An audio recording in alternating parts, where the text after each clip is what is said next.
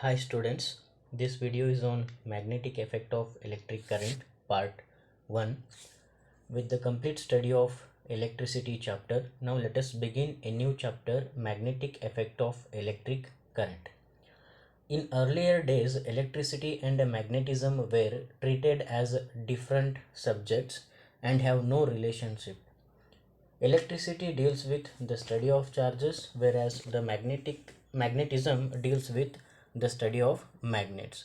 But in the year 1820, Christian Oersted, H.C. Oersted, showed that there is an intimate relation between electricity and magnetism, and he also proved that the current carrying a conductor produces a magnetic field.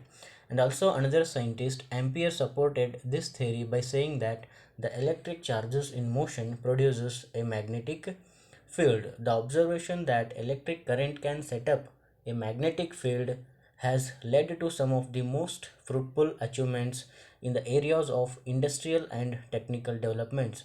So in this chapter and in the previous chapter electricity, we have studied the heating effect of electric current. In this chapter we will learn the magnetic effect of electric current. So now, before the detailed discussion of magnetic effect of electric current, now let us see what is magnetism. So we have seen that a certain ores could attract a bits of iron and they always pointed in a particular direction when suspended freely. These ores were named as magnetite. That is, the property of attraction or repulsion in and around a magnet is called as magnetism. Therefore, the magnet is a substance which has both attractive as well as directive property. We know that the natural magnet, that is called as the magnetite, which is an oxide of iron, Fe3O4. So now the next point is a classification of magnets or types of magnets.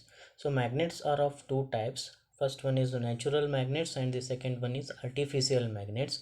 So what are artificial magnets and natural magnets? So first one, natural magnets.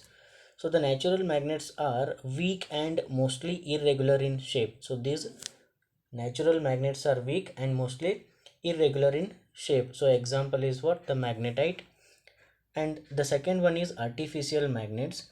So when natural magnets are rubbed against iron or steel bars, the same property of attractive is communicated to these bars. They can be strong. So these artificial magnets are strong and have any desired shape and size.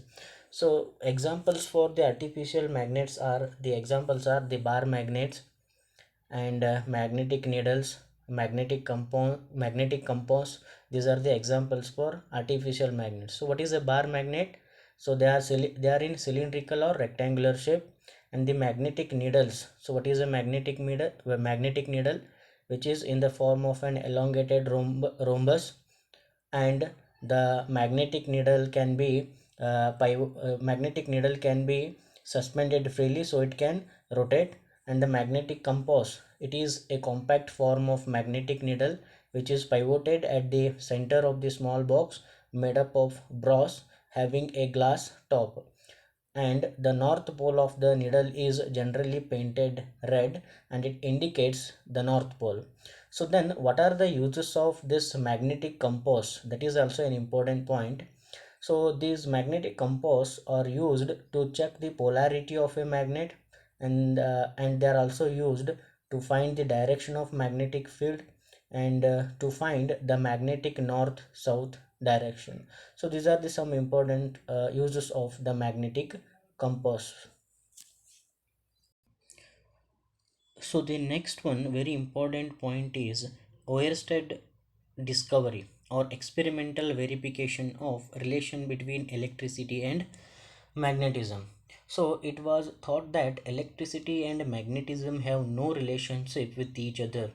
When when a current carrying a conductor was placed parallel to the axis of the magnetic needle and the needle was deflected, it was much against expectations. On reversing the direction of the current, the needle moved in the opposite direction. On further investigation, Oersted found that the direction of deflection of the needle depended not only on the direction of the current but also on whether the conductor was above or below the needle. Thus, a great discovery in the history of electricity and magnetism was made purely by accident. So, Oersted experiment demonstrated that when a current is passed through a conductor, the magnetic field is produced around it. So, this effect is called as the magnetic effect of electric current. So, in other words, we can produce a magnetism from electric current. So, this is what the magnetic effect of electric current.